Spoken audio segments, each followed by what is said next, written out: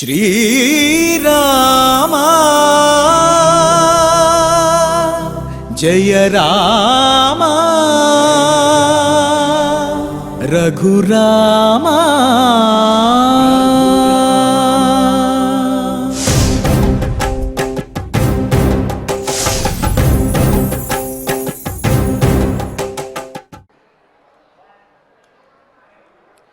ओं नमो वेंकटेशाय।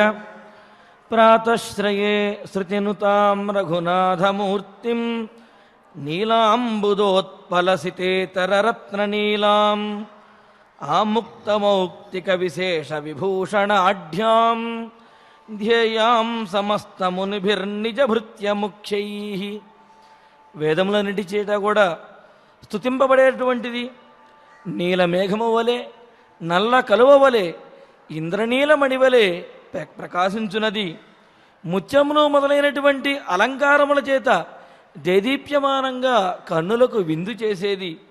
అదేవిధంగా మునులందరి చేత కూడా నిత్యము స్మరింపబడేది, ధ్యానింపబడేది అయినటువంటి శ్రీరామచంద్రమూర్తి యొక్క స్వరూపమును మనస్సులో ధ్యానిస్తూ తద్రూపాంతరుడైనటువంటి శ్రీనివాసుని యొక్క అనుగ్రహంతో భక్తులందరూ కూడా సకల సంపదలతోటి తొలతూగాలి, సత్సంతానాభివృద్ధితోటి వర్ధిల్లాలి, అన్యోన్య దాంపత్యముతోటి సకల కళ్యాణములతోటి తొలతూగాలి అని ఆకాంక్షిస్తూ తిరుమల తిరుపతి దేవస్థానం వారు ఈ కలియుగ వైకుంఠంలో నిర్వహిస్తున్నటువంటి శ్రీమద్ రామాయణం బాలకాండ పారాయణ కార్యక్రమంలో నేటికి మనం 252వ రోజులో ప్రవేశించాము. మన బాలకాండ పారాయణ కార్యక్రమాన్ని శ్రీ గురు ధ్యానపూర్వకంగా సత్సంకల్పంతో సమష్టిగా ప్రారంభించుకుందాము. ఓం నమో వెంకటేశాయ. శ్రీ గురు ధ్యానం. గురుర్బ్రహ్మ గురుర్విష్ణు గురుర్దేవో మహేశ్వరః గురుః సాక్షాత్ పరం బ్రహ్మ తస్మై శ్రీ గురవే నమః. శ్రీనివాస ధ్యానం. శ్రీ వెంకటాచలాధీశం శ్రియాధ్యాసిత వక్షసం శ్రితచేతన మందారం శ్రీనివాసమహం భజే. అథ సంకల్పః.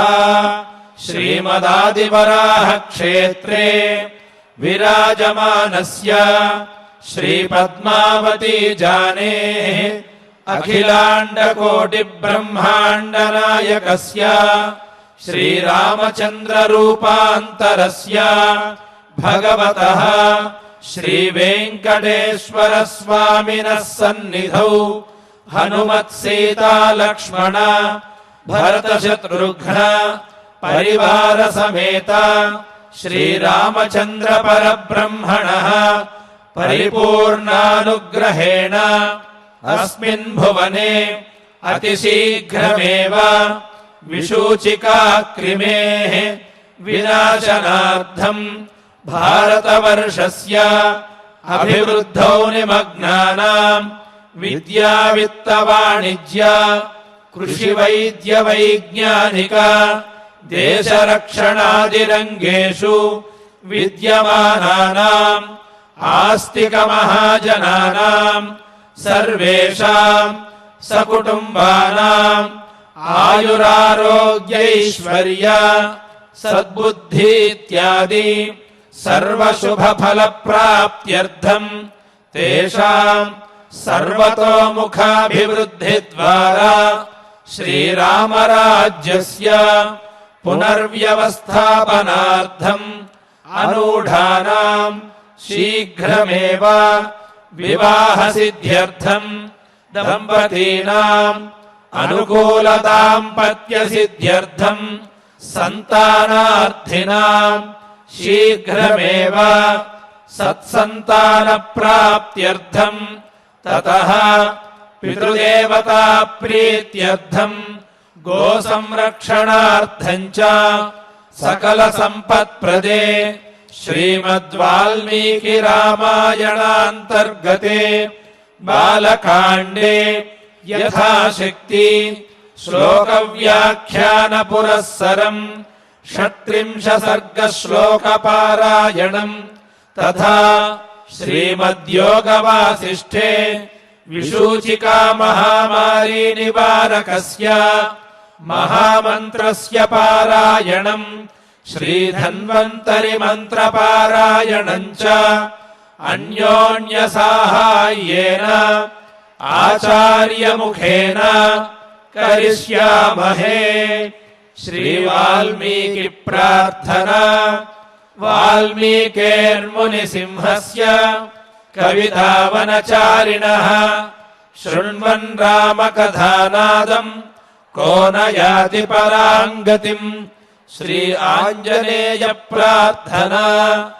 यत्र यत्र रघुनाथकीर्तनम् तत्र तत्र कृतमस्तकाञ्जलिम् बाष्पवारि परिपूर्णलोचनम् मारुतिम् नमत राक्षसान्तकम्। श्रीरामायण प्रार्थना।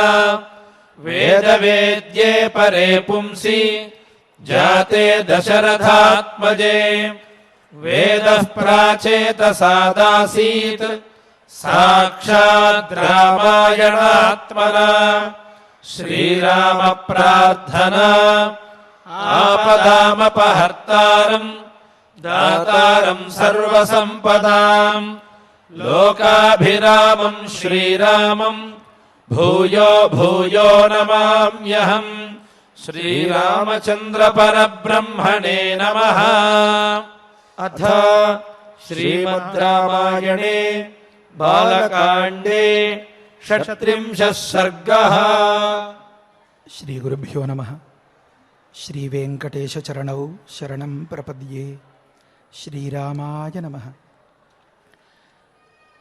देवतानां वचः श्रुत्वा सर्वलोकमहेश्वरः बाढमित्यब्रवीत् सर्वान् पुनश्चैवमुवाचः।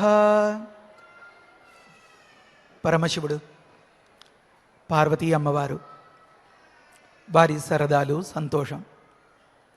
దేవతలు ప్రపంచం అల్లకల్లోలమైపోతుందేమో అని ఒకానొక భయం, బెంగ, బాధ. ఆ సందర్భంలో స్వామి నీ తేజస్సును తేజస్సు ఎందే నిలుపుకో.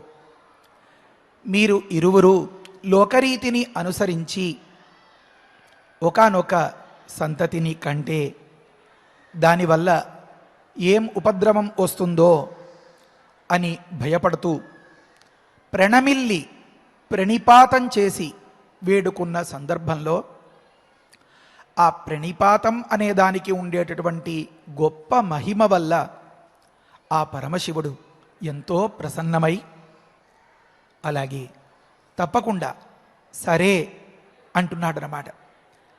ప్రస్తుత కథ రామాయణం మొత్తానికే అన్నట్లుగా చాలా బిగితో పట్టుతో నడుస్తోంది. ఏ కాస్త దృష్టి దగ్గర లేకుండా ఏదో కాలక్షేపం కోసం అని అనుకుంటే చాలా విశేషాల్ని కూడా మనం మిస్ అయిపోతాం. కనుక కాస్త జాగ్రత్తగా గమనించాలి. అంటే ఒక పసిపిల్లవాడు ఆడుకుంటూ ఉంటే ఎన్నాళ్ళ నుంచో వాడు ఎదురు చూసేటటువంటి ఒకానొక బొమ్మ వాడికి దొరికిన సందర్భంలో ఇలా ఇచ్చేయి నేను దాచేస్తాను ఈ బొమ్మని అని వాడి ఆనందానికి సరదాకి విఘాతం కలిగిస్తే వాడు ఊరుకుంటాడా? పెంకులు ఎగిరిపోయేలాగా గొడవ చేసి చేసి చేసి చేసి ఎలాగైనా సరే దాన్ని సాధిస్తే తప్ప విడిచిపెట్టడు. ఆఖరి క్షణం దాకా వచ్చి ఇప్పుడు ఇంకా సంతతిని పొందగలుగుతాం అన్న సందర్భంలో దేవతలు వచ్చి మోకాలు అడ్డుపెట్టినట్లుగా అయిపోయింది ఈ వాతావరణం. ఇది ఒక కోణంలో చూస్తే. మరొక కోణంలో కుమారస్వామి జననం కావాలి. అన్ని రహస్యాలే, అన్ని విశేషాలే, ఏది ముందు చెప్పాలో తెలియకుండా ఉన్నంత పరిస్థితి. కానీ ఒక వరసని ఆశ్రయించి మనం చెప్పుకుందాం. కుమారస్వామి జననం అవ్వాలి. దానివల్ల దేవతలందరికీ ఒక దిక్కు దొరకాలి, నాథుడు దొరకాలి, స్వామి దొరకాలి. కనుక సుబ్రహ్మణ్యేశ్వరుడికి స్వామి, స్వామినాథ ఇలాంటి పేర్లన్నీ ఉన్నాయి.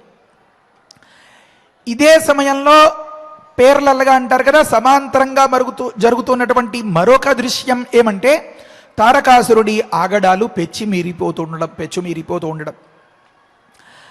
ఇది కొద్దిగా 4 పేజీల తరువాత కథ, అంటే ఒక అరగంట తరువాత సినిమా అది. ప్రస్తుతం ఎంతవరకు వచ్చారంటే దేవతలు వీరిద్దరి వల్ల ఏర్పడేటటువంటి శిశువు ఆ దగ్గర ఉన్నారు. ఇది దేవతల వైనం.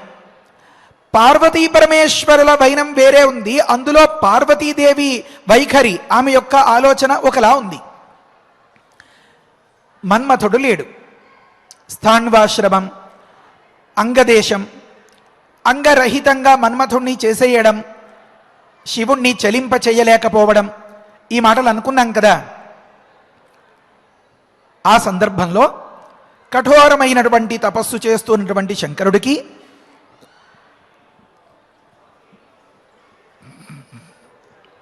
వరప్రసాదమా అన్నట్లుగా పరస్పర తపస్సంపత్ఫలాయిత పరస్పరవు అంటారు పెద్దలు. ఒకరికి ఒకరు తపఫలితమా అన్నట్లుగా దొరికారు.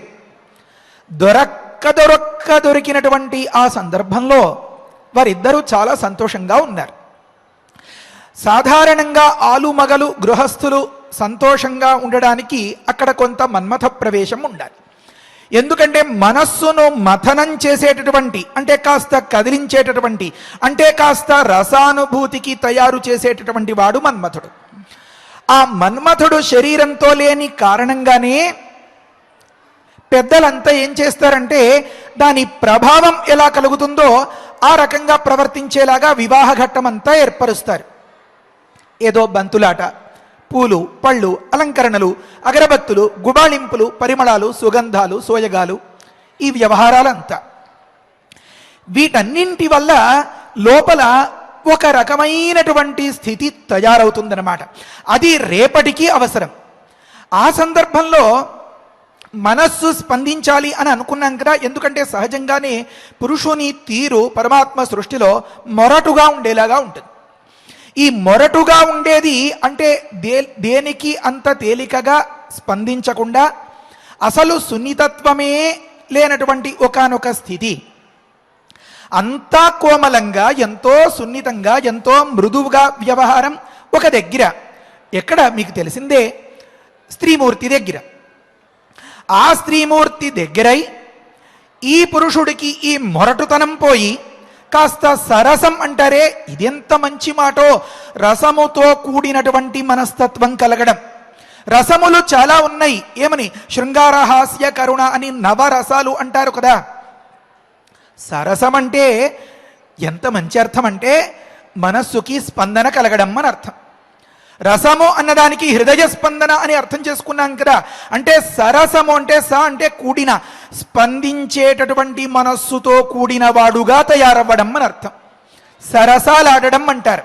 అంటే అంతవరకు ఏదో కర్తవ్యంలోనో, ఏదో చదువులోనో, ఏదో సాధించాలనో, ఉద్యోగంలోనో, మరో దగ్గరో అలా మునిగిపోయి ఆ ఆఫీసులు, ఆ ఫైళ్ళు, ఆ వ్యవహారాలతోటే ఉండిపోయినటువంటి ఒక వ్యక్తి దేన్ని అంతగా ఎంజాయ్ చేయలేకపోతాడు, పట్టించుకోలేకపోతాడు.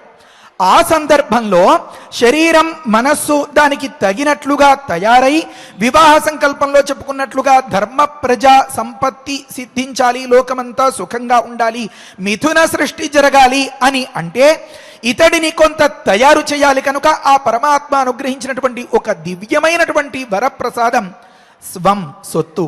ఆ సొత్తుకి ఇతడు అధిపతి, యజమాని, స్వామి. అలాంటి సందర్భంలో గమనించండి చాలా జాగ్రత్తగా. లోకంలో మన్మథ అంటే పార్వతీ పరమేశ్వరుల విషయంలో మన్మథ ప్రవేశం లేని సందర్భంలో ఎప్పుడూ తపస్సు తపస్సు, ధ్యానం, ఏకాగ్రత ఏకాగ్రత అని అనుకుంటూ కన్ను తెరిస్తే చాలు బుడిద చేసేసేలాంటి ఒకానొక స్వభావంతో ఉన్న వ్యక్తిలో స్పందన కలిగించడం అనేది అసలు సాధ్యమా? అది ఆ స్పందన కలిగించడం కుమారస్వామి జననం మనసులో దృష్టిలో పెట్టుకుంటే ఎంత అవసరం. ఇప్పుడు ఈ స్పందన కలిగించేటటువంటి అపరూపమైనటువంటి మన్మథ సౌందర్యం కోట్ల కోట్ల కొలది తలదన్నేలాంటి గొప్ప సౌందర్యానికి ఒకానొక నిధిలాగా ఉన్నటువంటి, నిక్షేపంలాగా ఉన్నటువంటి ఆ అమ్మవారి ముఖం, దాన్ని అంతని సౌందర్యలహరిలో వివరిస్తారు, చెప్తారు అని అనుకున్నాం కదా. అసలు ఆ శ్లోకాన్ని పట్టుకుని ఆరాధిస్తే చాలు ఎంతో పరవశం కలుగుతుంది.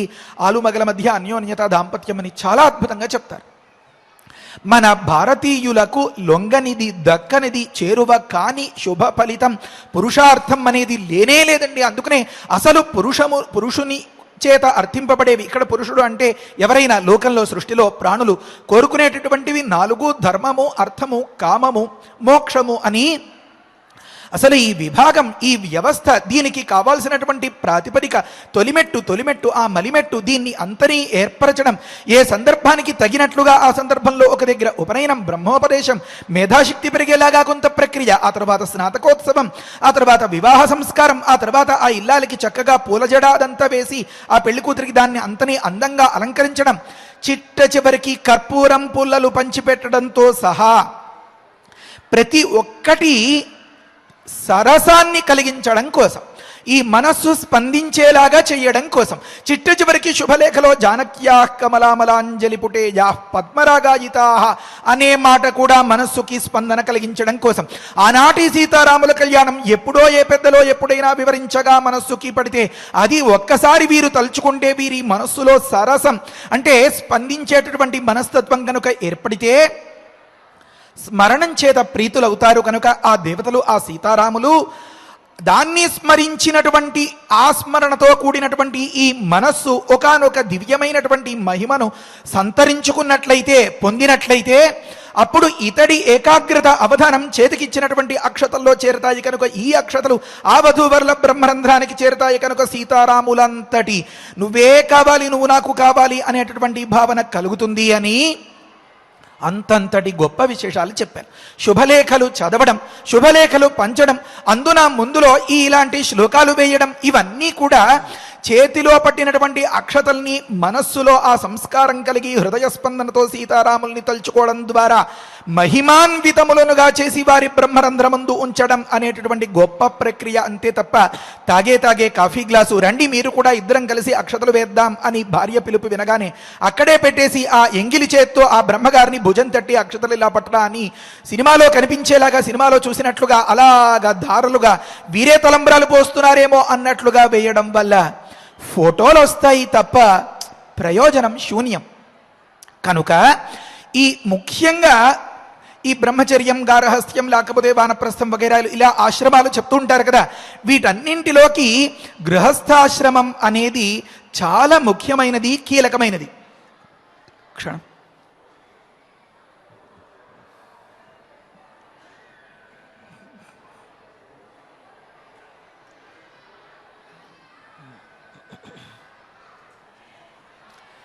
శ్రీరామ శ్రీరామ శ్రీరామ. నాకు నిన్న వెతుకుతుంటే ఒక మంచి మాట దొరికింది. నాకు అనిపించింది అంత మంచి మాట అని. బహుశా మీరు వింటే మీకు కూడా అనిపిస్తే సరే, సంతోషం.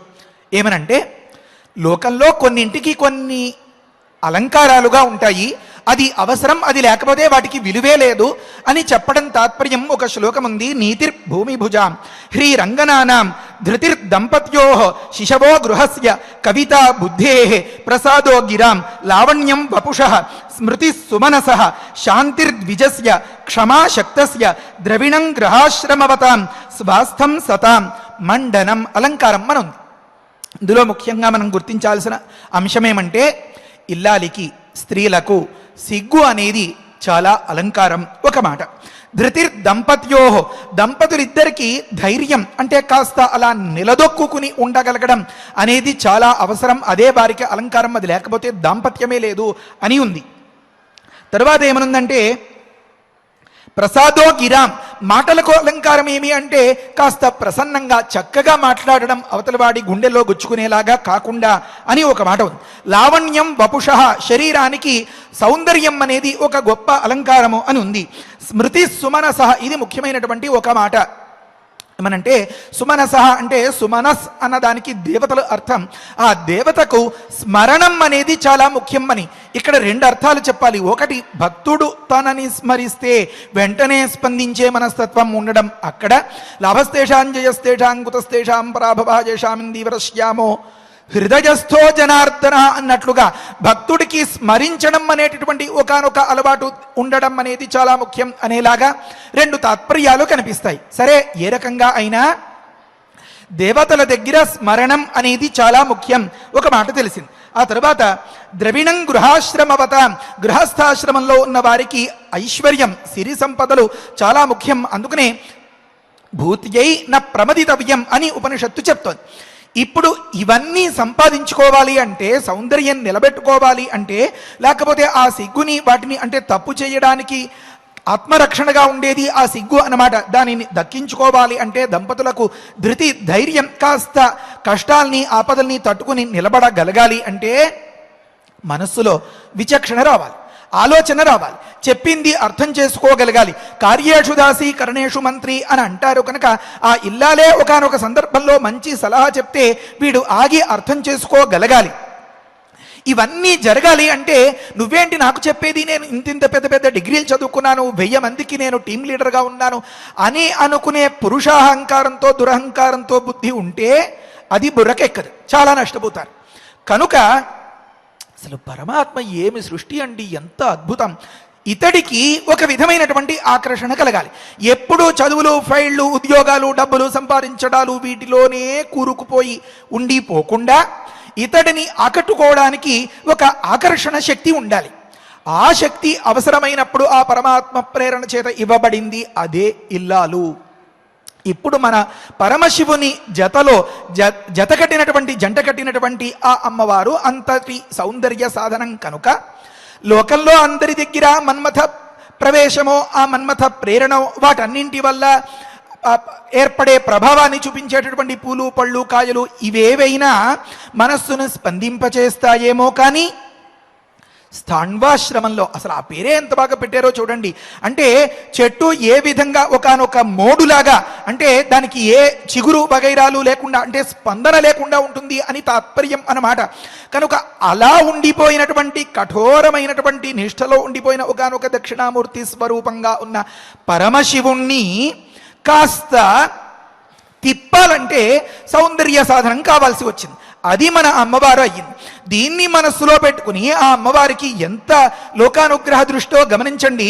ఆ పరమశివుడిలో కనుక స్పందన రప్పించకపోతే లోకంలో ఈ తారకాసురుడి వల్ల వచ్చే పీడల్ని మనం పోగొట్టనేలేము అని తెలిసినటువంటిది కాబోలు ఆ తల్లి, ఆ ఇల్లాలు పరమశివుడిలో స్పందన కలిగించింది.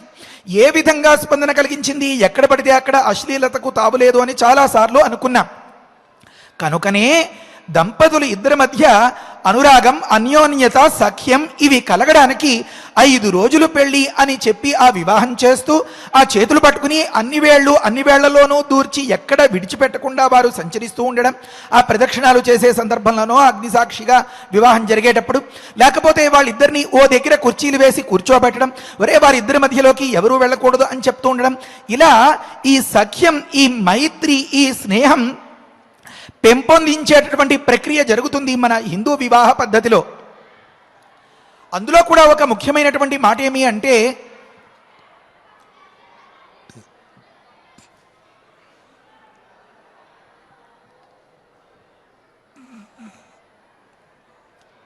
శ్రీరామ, దంపతులు ఇద్దరి మధ్య సఖ్యం అనేది చాలా అవసరం.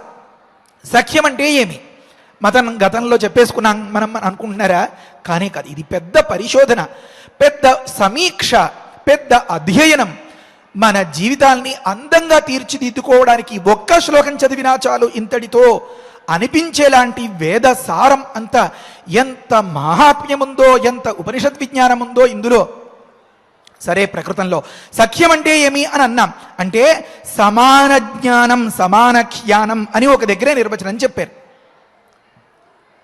అంటే ఈ భర్తకి కొన్ని రకాల ఫీలింగ్స్ రావాలి, ఆ భార్యకి ఎప్పుడు వస్తే అప్పుడే రావాలి. అప్పుడే అవి 2 మనస్తత్వాలు కలుస్తాయి అన్నమాట. ఉదాహరణకి ఆమె సాయంకాలం సరదాగా బయటికి వెడదాం అని అనిపించింది అనుకోండి, అది ఇతడికి కూడా ఓకే అని అనిపిస్తే ఆ సంతోషం దక్కుతుంది, అది మిగులుతుంది.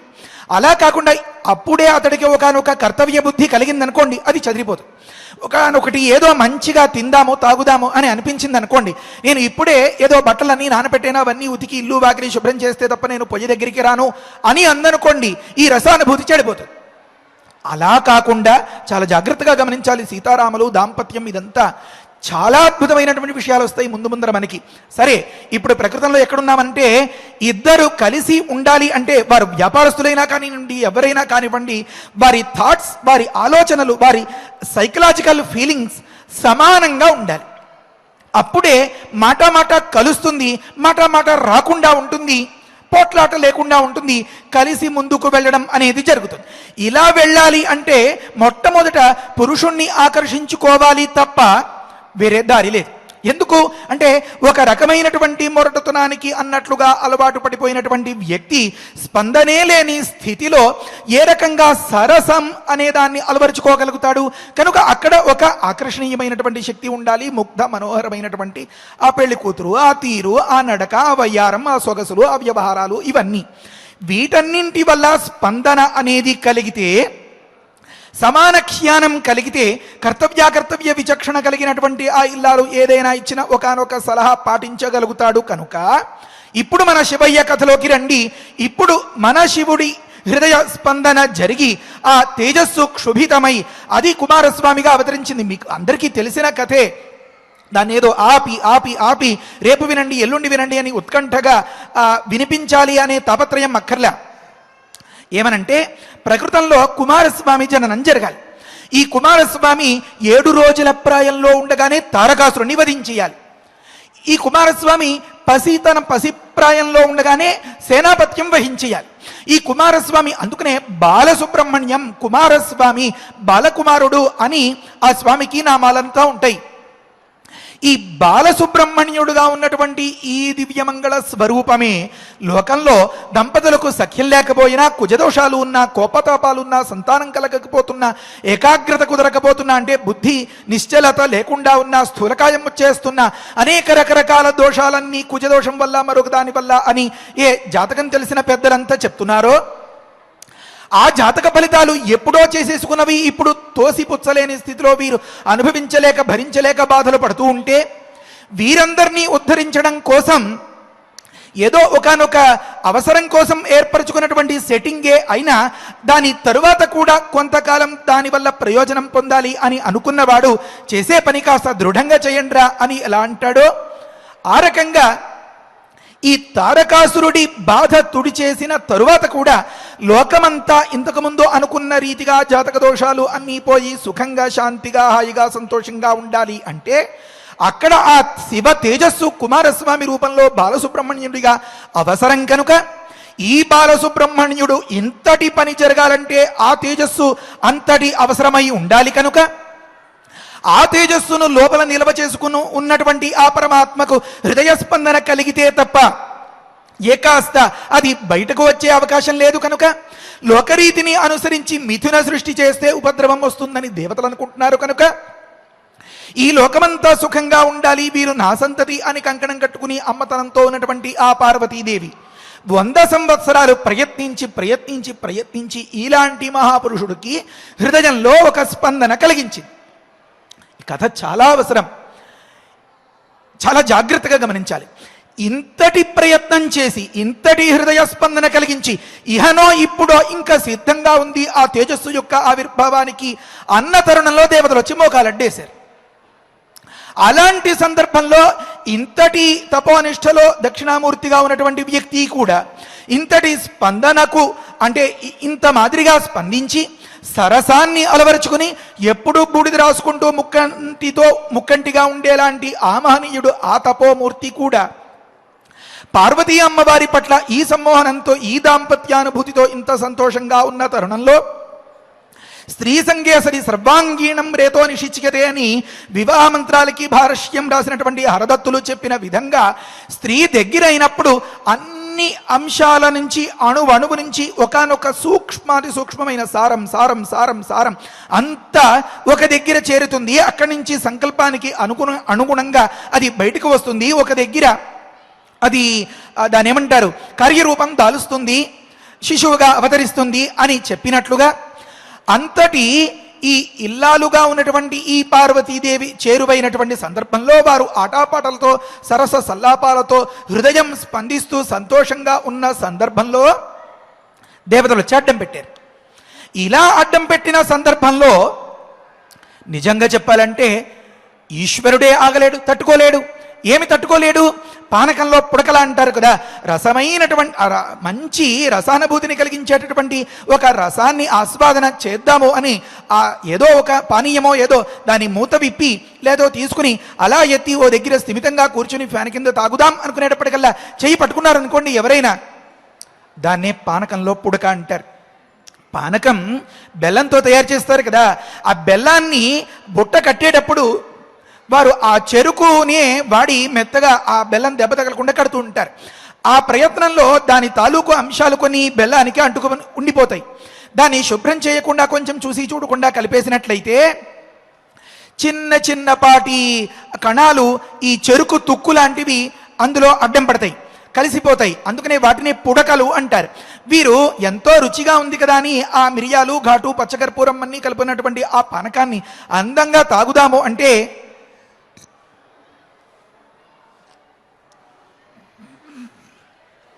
మధ్యలో కంఠానికి అది అడ్డం పడింది అనుకోండి, తీవ్రమైనటువంటి రసవిఘాతం కలిగిపోతుంది.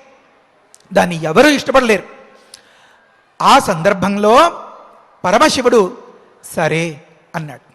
ఎందుకన్నాడు? ఎలా అనగలిగాడు? అసలు ఈ సంతోషానికి అడ్డుకట్ట వేస్తే, అడ్డం పెడితే, విఘాతం కలిగిస్తే దేవతల్ని ఎలా సహించాడు? అందున కొన్ని సందర్భాల్లో మనం గమనించాం.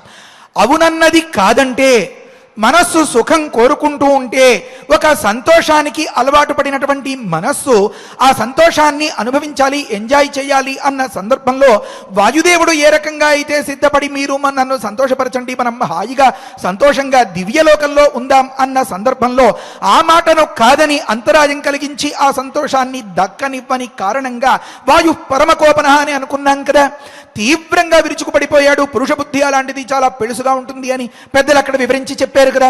మరి ఇప్పుడు మన శివుడు ఎందుకు బాఢం సరే తప్పకుండా అలాగే అని అనుకోగలిగాడు గమనించాలన్నమాట. ముందుగా అనుకున్నాం కనుక ఆ శ్లోకానికి చిన్న వ్యాఖ్యానం అనేసుకుని అప్పుడు ఈ మాట చెప్పుకుందాం. ఏమనంటే, దేవతానాం వచశ్రుత్వ, దేవతలందరి వచ మాటను శ్రుత్వ విని, అంతే, ఇంకొక మాట లేదు పైన. సర్వలోక మహేశ్వర, సమస్త లోకాల్ని పరిపాలించడానికి కంకణం కట్టుకున్నటువంటి ఆ జగత్ప్రభువు, ఆ పరమాత్మ, దేవదేవుడు, మహాదేవుడు, పరమశివుడు, గంగాధరుడు, భవానీ శంకరుడు సర్వాన్ బాఢమిత్యబ్రవీత్, అందరికీ ఒక్కటే మాట చెప్పాడు, బాఢం సరే అన్నారంతే. పునశ్చ ఏవం ఉవాచ, సరే అని ముందు అనేసి వారి మనస్సులో స్థిమిత పడిన తరువాత అప్పుడు ఏదైనా చెప్పడం మొదలుపెట్టారన్నమాట. అంటే ఎంత జాగ్రత్తగా ఆచితూచి మాట్లాడాలో గమనించండి. ముందు సరే అని ఒప్పుకున్నారు, ఆ తర్వాత ఇలా చెప్పడం మొదలుపెట్టారు. ఏమనంటే అనుకూలంగానే, వేరే కాదు. ధారజిష్యామ్యహం తేజ తేజస్యేవ సహోమయ త్రిదశా పృథివీ చైవ నిర్వాణం అధిగచ్చతు అని అన్నారు. సరే నాయన, అహం నేను ఉమయా సహ, నా ఇల్లాలితో కలిసి ఉమతో కూడి తేజస్యేవ తేజ ధారయిష్యామి, తేజస్సును తేజస్సు ఎందే ధరించేస్తాను, అట్టే పెట్టేసుకుంటాను. ఓ త్రిదశులారా, ఈ త్రిదశులు అంటే ఇది చాలా ఆశ్చర్యకరమైనటువంటి మాట. వారి దశ, వారి వయోవస్థ ఎప్పుడు మించదనమాట. ఎప్పుడు ఒకానొక 30 ఏళ్ల ప్రాయంలో లాగే ఎప్పుడు యవ్వనంతో, ఎప్పుడు హుషారుగా, ఎప్పుడు ఉత్సాహంగా యవ్వనంతో ఉంటుందన్నమాట. కనుక 3 పదుల ప్రాయం దాటని వారు కనుక వారు త్రిదశులు. దశ అంటే 10, 3 అంటే 3, 3 పదులు 30. 30 ప్రాయం అంటే వయస్సు. 30 ప్రాయం వయోవస్థ దాటనటువంటి నిత్యతారుణంతో, నిత్య యౌవనంతో ఉండేలాంటి వారు. ఇది ఇంకా ఆశ్చర్యకరమైనటువంటి మాట. ఏమంటే కొన్ని సుఖాలు, కొన్ని భోగాలు అనుభవించాలి అంటే యువా స్యాత్ సాధు యువాధ్యాయక చెప్తోంది శృతి. ఆశిష్టో దృఢిష్టో బలిష్ఠ అంటోంది. యువకుడుగా ఉన్నప్పుడే సాధ్యం. పసిపిల్లవాడికి 7 అంతస్తుల మేడంటే తెలీదు, పెద్ద 1,70,00,000 కారు అంటే తెలియదు. వాడు ఏమీ లేకపోయినా కాళ్ళు చేతులు రువ్వేసుకుంటూ పరమానందం పొందేస్తూనే ఉంటాడు. కనుక విషయానందం పొందాలి అంటే యౌవనమే ముఖ్యం అని ఒక దగ్గర ఉంది. ఇప్పుడు యౌవనమే యావజ్జీవం ఉన్నటువంటి వారా అని అంటున్నారు. అంటే ఏమి? ఈ వయస్సులో సుఖమేంటో, శాంతేంటో, సంతోషమేంటో, సరసమేంటో, ఆలుమగలు కలిసి అలా విహరిస్తూ ఉంటే, వినోదంగా ఉంటే ఆనందమెంతో తెలిసి మీరు నా సుఖాన్ని, నా సంతోషాన్ని, నా సరదాని, నా ఎంజాయ్మెంట్ని అడ్డుకున్నారు. అయినా సరే మీకందరికీ నిర్వాణం అధిగచ్చదు. నిర్వాణం అంటే శాంతి, స్థిమితం, ఊరట, ప్రశాంతత అది కలుగుగాక. ఒక మాట చెప్పారు. ముఖ్యంగా చెప్పాలి అంటే ఈ పుట్టినటువంటి ఈ దివ్యమైనటువంటి మూర్తి, మిథున సృష్టి వల్ల ఏర్పడినటువంటి ఆ మూర్తి లోకం భరించగలదా అంటే మొట్టమొదట భరించాల్సింది ఎవరు? భూదేవత కదా. పృథివీచ నిర్వాణం అధిగచ్చదు. ఈ భూదేవికి కూడా ప్రశాంతత కలగని, ఏ కష్టం రాదు అని ఒక మాట చెప్పారు. ఇక్కడ అంటారు తేజస్యేవ తేజ ధారయిష్యామి, ఒక మాట చెప్పారు. దీన్ని మనం కొద్దిగా వివరించుకోవాలి.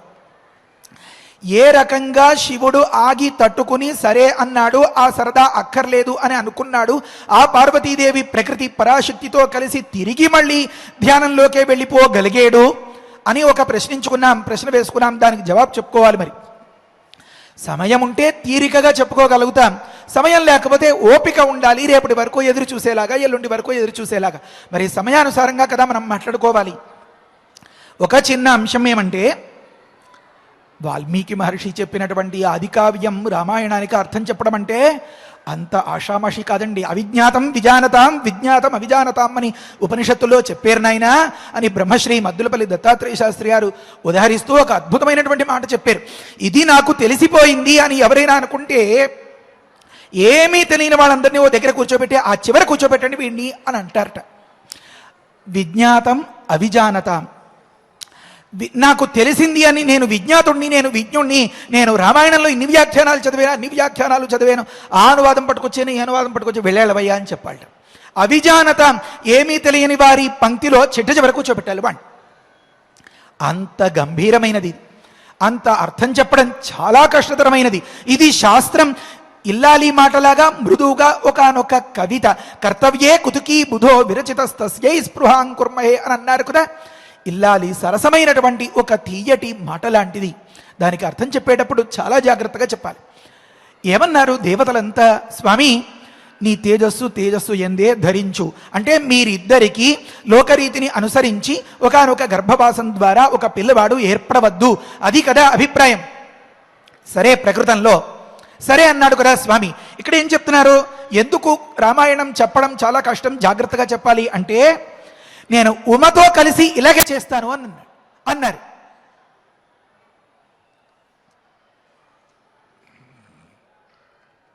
అదేమిటయ్యా, మేము ఇంతలా చెప్పి, ఇంతలా వేడుకుని, ఇంతలా ప్రణిపాతం చేసి, ఇంతలా ప్రార్థించి, ఇంతలా సకల లోకాలకి సుఖాలు కలిగించాలి, అమ్మో ఉపద్రవం చేస్తుందోమో అని చెప్పి గుండెలు బాదుకుంటూ నీ దగ్గరకు వస్తే, నువ్వు కాస్త ఒక్క మాటలోనే సరే అని యాక్సెప్ట్ చేసేస్తే, ఉమతో కలిసి ధరిస్తాను నేను తేజస్సును అంటే మళ్ళీ కథ మొదటికి వచ్చిందే, అమ్మో పెద్ద చిక్కే ఎలాగా అని అనిపిస్తోంది.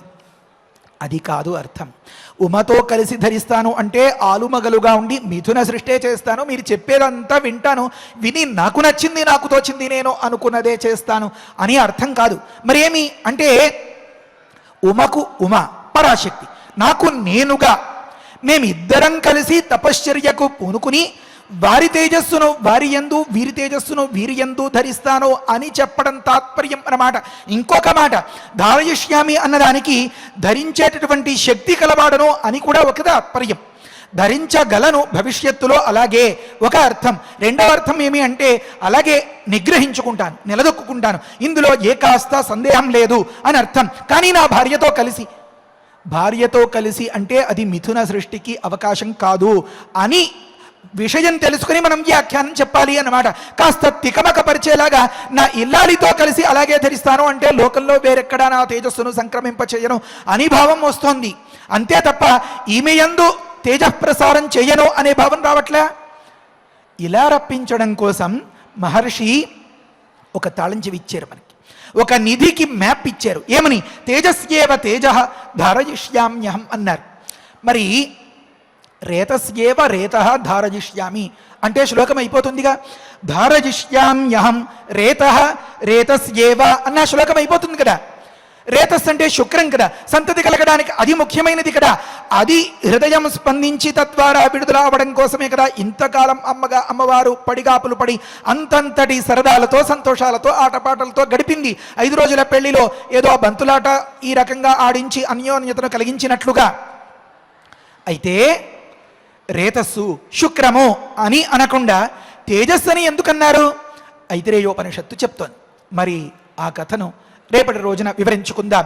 ఏ పరిస్థితిలో రేతస్సు అనాలి, ఏ పరిస్థితిలో అది తేజస్సు అవుతుంది, ఎటువంటి వాడై అవతరిస్తే బాలప్రాయంలోనే బాలసుబ్రహ్మణ్యుడే ఈనాటికి మనం నామస్మరణం చేసినంత మాత్రం చేత మాత్రమే సకల దోషాల్ని పోగొట్టగలిగేంతటి తేజోవంతుడవుతాడు.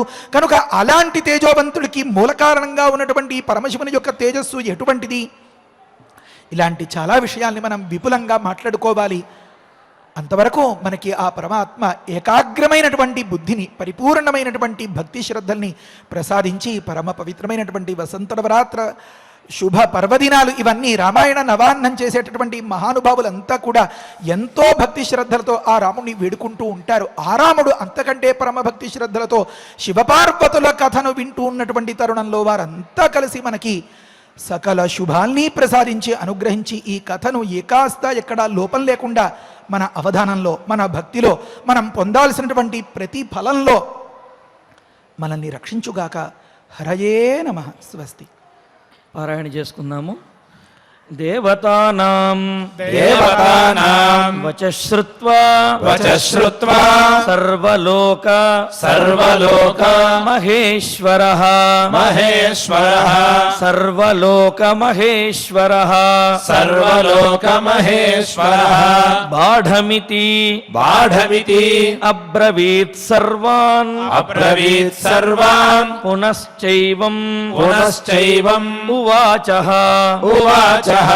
ధారయిష్యామి అహం తేజః తేజస్యేవ సహోమయా త్రిదశాః పృథివీ చైవ నిర్వాణం అధిగచ్చతు ఇత్యార్షే శ్రీమద్ రామాయణే బాలకాండే షట్త్రింశే సర్గే శ్లోకద్వయం రమణీయమైన రామాయణ ప్రవచనంలో కుమారస్వామి జననానికి పూర్వరంగాన్ని మనం చెప్పుకుంటూ ఉన్నాం. అసలు కుమారస్వామి జననం జరగటానికి కారణం ఏమిటి అంటే, దీనికి కారణం మనకు తెలుస్తోంది ఏమిటి అంటే, ఒకానొక సందర్భంలో తారకాసురుడు అనే ఒకానొక రాక్షసుడు బ్రహ్మగారి గురించి తపస్సు చేశారు. తపస్సు చేసి ఆయన ప్రత్యక్షమైతే వరం కోరుకున్నారు. ఏమని అంటే, సహజంగా ఎవరైనా కోరే వరమే, నాకు మరణం రాకూడదు అని వరం కోరుకున్నారట. కోరుకుంటే అప్పుడు బ్రహ్మగారు అన్నారు, నాయన ఆ వరము తప్ప ఇంకేదైనా కోరుకో, ఆ వరం మాత్రం ఎవరికి ఇవ్వడానికి అవకాశం లేదు అన్నారట. సరే, ఆ వరం కాకపోయినా అటువంటి వరం గనక కోరుకున్నట్లయితే సురక్షితంగా ఉండవచ్చును అని భావించినటువంటి వాడై ఈ తారకాసురుడు ఆలోచించాడట. ఏమని ఆలోచించాడు అంటే, ఆ సందర్భంలో సతీదేవి వియోగంతో పరమేశ్వరుడు పూర్తి వైరాగ్యంతో సమాధి స్థితిలో, ఇందాక చెప్పినట్లుగా స్థాణువుగా అంటే ఒక కదలనటువంటి స్థితిలో యోగ సమాధిలో తపస్సు చేసుకుంటూ ఉండిపోయాడు పరమేశ్వరుడు. నిశ్చలమైనటువంటి స్థితిలో ఉన్నాడు. మామూలు స్థితికి వచ్చేటటువంటి అవకాశం ఏమాత్రము కూడా లేదు. మరి అందుకని అది తెలిసినటువంటి తారకాసురుడు ఏమి చేశాడు, పరమేశ్వరుడికి కలిగే సంతానము ద్వారా మాత్రమే నాకు మరణం ప్రాప్తించాలి తప్ప, వారి ద్వారా మాత్రమే అపాయము తప్ప మరి ఎవరి వలన కూడా నాకు మరణం సంభవించకూడదు అని చెప్పి తెలివిగా వరం కోరుకున్నాడు. పరమేశ్వరుడు సతీదేవి వియోగంతో పూర్తి ఆ నిశ్చలమైనటువంటి యోగ సమాధిలో ఉండిపోయాడు. ఆయన మామూలు స్థితికి వచ్చేది ఎప్పుడు, మామూలు స్థితికి వచ్చినప్పటికీ కూడా ఆయనలో మానసికమైనటువంటి ఆ వివాహం చేసుకోవాలనే బుద్ధి కలిగేది ఎప్పుడు, వివాహం చేసుకోవాలని బుద్ధి కలిగినప్పటికీ కూడా ఆయనకు యోగ్యమైనటువంటి కన్య లభించేది ఎప్పుడు, వివాహము జరిగేది ఎప్పుడు, సంతానము కలిగేది ఎప్పుడు. కావున ఇవేవి జరిగేవి కాదు అనే ఉద్దేశంతో తారకాసురుడు పరమేశ్వరుని యొక్క పుత్రుని వల్ల, బాలకుని వల్ల మాత్రమే అపాయము, మిగతా వారి వల్ల ఎవరి వల్ల కూడా అపాయం కలగకూడదు అని కోరుకున్నారు. మరి అప్పుడు ఆ వరాన్ని పొందిన తర్వాత దేవతలందరినీ హింసిస్తూ ఉంటే దేవతలందరూ బ్రహ్మగారి దగ్గరికి వెళ్ళారు. వెళితే, నాయన వరం ఇచ్చినటువంటి నేను ఆ తారకాసురుణ్ణి ఏమీ చెయ్యలేను, పరమేశ్వరుని యొక్క సంతానం వలనే ఆ తారకాసురునికి అపాయము. పరమేశ్వరుడా ఈ విధంగా యోగ సమాధిలో ఉన్నాడు, బయటికి వచ్చే అవకాశం లేదు, ఒక స్థాణువులాగా ఒక లోహములాగా పరమేశ్వరుడు ఉన్నాడు. అయితే ఆ పరమేశ్వరుణ్ణి చెలింపజేయాలి అని అంటే చెప్పాడు ఇక్కడ, ఉమారూపేణ తేయూయం సంయమస్తమితం మనః శంభోర్యదధ్వమాకృష్టం అయస్కాంతేన లోహవతు అని అన్నారు. ఆయన పరమేశ్వరుడు లోహంలాగా స్థాణువులాగా ఉండిపోయినప్పటికీ కూడా, ఎంత లోహమైనప్పటికీ కూడా అయస్కాంతానికి ఆకర్షితమవుతుంది. మరి ఇక్కడ అయస్కాంతం ఎవరు అంటే పార్వతీదేవి. కావున పార్వతీదేవి అనే అయస్కాంతముతోటి లోహములాగా జడపదార్థంలాగా ఉన్నటువంటి పరమేశ్వరుణ్ణి ఆకర్షించండి అని బ్రహ్మగారు దేవతలందరికీ కూడా సలహా ఇస్తే, అప్పుడు పార్వతీదేవి పరమేశ్వరుణ్ణి సేవించడము, పరమేశ్వరుణ్ణి సేవించిన తర్వాత పరమేశ్వరుడు కూడా పార్వతీదేవి యొక్క ఆ సౌందర్యమునకు, భక్తికి, ఆ తపస్సుకి కూడా ముగ్ధుడవటము, ఆ తరువాత వారి వివాహము, ఆ విశేషాలన్నింటినీ కూడా మరలా మనం రేపటి ప్రవచనంలో చక్కగా చెప్పుకుందాము. మరి ఇటువంటి ఉన్నతమైనటువంటి లోక కళ్యాణకరమైనటువంటి శ్లోకాలను చక్కగా మనం పారాయణ చేసుకున్నాము. ఇక ఇప్పుడు ఫలశ్రుతి నుండి మంగళాంతం వరకు పఠించుకుంటూ సమయానుసారంగా ఫలశ్రుతి అదేవిధంగా ధన్వంతరి ధ్యానాన్ని పఠించుకుందాము మనందరము కూడా కలిసి. ఫలశ్రుతి కుటుంబ వృద్ధిం ధనధాన్య వృద్ధిం శ్రియశ్చ ముఖ్యా సుఖముత్తమంచ శ్రుత్వా శుభం కావ్యమిదం మహార్థం ప్రాప్నోతి సర్వాం భువి చార్థ సిద్ధిం. శ్రీరామచంద్ర పరబ్రహ్మణే నమః. అథ ధన్వంతరి ధ్యానం. అచ్యుతానంద గోవింద విష్ణో నారాయణామృత. రోగాన్ మే నాశయా శేషాన్ ఆశు ధన్వంతరే హరే. ఆరోగ్యం దీర్ఘమాయుష్యం బలం తేజోధియం శ్రియం. స్వభక్తేభ్యోనుగృహంతం వందే ధన్వంతరిం హరిం. ధన్వంతరేరిమం శ్లోకం భక్త్యా నిత్యం పఠంతి యే. అనారోగ్యం న తేషాం స్యాత్ సుఖం జీవంతి తే చిరం. ఓం నమో భగవతే వాసుదేవాయ. ధన్వంతరయే అమృతకలశహస్తాయ వజ్రజలౌకహస్తాయ సర్వామయ వినాశనాయ త్రైలోక్యనాథాయ మహావిష్ణవే స్వాహా. ఓం వాసుదేవాయ విద్మహే సుధాహస్తాయ ధీమహి తన్నో ధన్వంతరిః ప్రచోదయాత్. అథ నవగ్రహ ప్రార్థనా. ఆరోగ్యం పద్మబంధుర్వితరతు నితరాం సంపదం శీతరశ్మిః. భూలాభం భూమిపుత్రః సకలగుణయుతాం వాగ్విభూతిం చ సౌమ్యః. సౌభాగ్యం దేవమంత్రీ రిపుభయశమనం భార్గవః. శౌర్యమార్కిః దీర్ఘాయుః సైంహికేయః.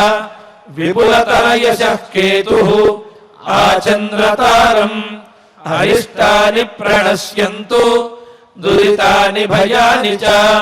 శాంతిరస్తు శుభం మేస్తు గ్రహాః కుర్వంతు మంగళం.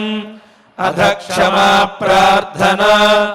యదక్షరపదభ్రష్టం మాత్రాహీనం చ యద్భవేత్ తత్సర్వం క్షమ్యతాం దేవ నారాయణ నమోస్తుతే. అథ భగవత్ సమర్పణం. కాయేన వాచా మనసేంద్రియైర్వా బుద్ధ్యాత్మనా వా ప్రకృతే స్వభావాత్ కరోమి యద్యత్ సకలం వరస్మై నారాయణాయేతి సమర్పయామి. అథ మంగళం. శ్రియః కాంతాయ కళ్యాణ నిధయే నిధయేద్ధినాం. శ్రీవేంకటనివాసాయ శ్రీనివాసాయ మంగళం. ఓం నమో వెంకటేశాయ. తిరుపతిలో వేయించేసి ఉన్న శ్రీ కోదండరామస్వామి వారి యొక్క ఆలయంలో స్వామివారి యొక్క బ్రహ్మోత్సవములు నిర్వహించబడుతూ ఉన్నాయి. ఆ బ్రహ్మోత్సవాలలో భాగంగా ఈనాడు స్వామివారు పల్లకీ ఉత్సవంలో భక్తులకు దర్శనమియ్యనున్నారు. కావున భక్తులందరూ కూడా శ్రీ వెంకటేశ్వర భక్తి ప్రసార మాధ్యమం ద్వారా స్వామివారి యొక్క పల్లకి ఉత్సవాన్ని వీక్షించి తరించవలసినదిగా తెలియజేస్తున్నాము. ఓం నమో వెంకటేశాయ.